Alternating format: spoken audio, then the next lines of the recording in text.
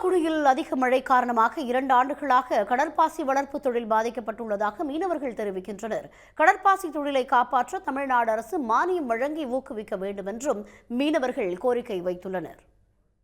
தூத்துக்குடி என்றாலே மீன்பிடி, சங்கு, உப்பளம் போன்ற கடல்சார் தொழில்கள் நினைவுக்கு வரும். ஆனால் இத்தொழில்களுக்கு இணையாக புகழ் பெற்று வருகிறது கடற்பாசி வளர்ப்பு தொழில். கடலில் கயிறு மூலமாக பாசிகளை கட்டி இறக்கி அதன் மீது மிதவைகளை கட்டி கடற்பாசி வளர்க்கப்படுகிறது. 45 நாட்களுக்கு பிறகு மிதவைகளை வெளியே எடுத்து கடற்பாசி அறுவடை செய்யப்படுகிறது. இவற்றை கிலோ 10 ரூபாய்க்கு தனியார் நிறுவனங்கள் கொள்முதல் செய்கின்றன.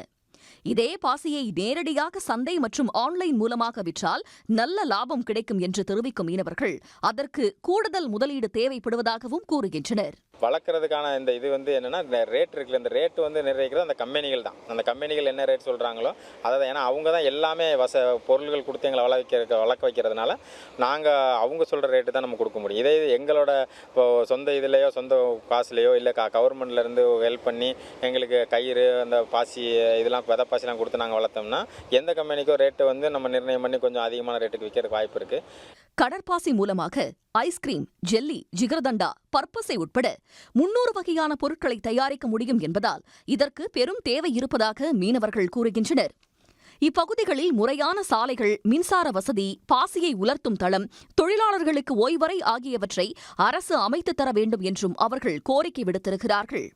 வர்றதுக்கு கொஞ்சம் ஒரு லைட்டும் சிசிடிவி கேமராவும் ஒன்று இருந்தால் நல்லா சப்போர்ட்டாக இருக்கும். இன்னொன்று அது போக நாங்கள் நடந்து தான் வரோம்.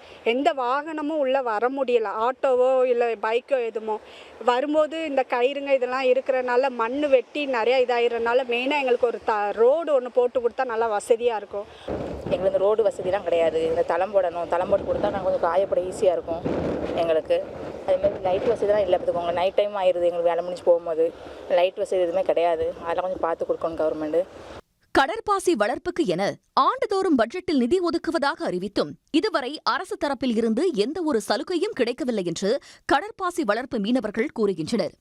அரசின் உதவி கிடைத்தால் கடற்பாசி வளர்ப்பு தொழிலிலும் தூத்துக்குடி முன்னிலை வகிக்கும் என்கிறார்கள் மீனவர்கள். சன் நியூஸ் செய்திகளுக்காக தூத்துக்குடியில் இருந்து ஜி. ஜெயக்குமார். உடனுக்குடன் செய்திகளை தெரிந்து கொள்ள சன் நியூஸ் பெல் ஐகானை கிளிக் பண்ணுங்க.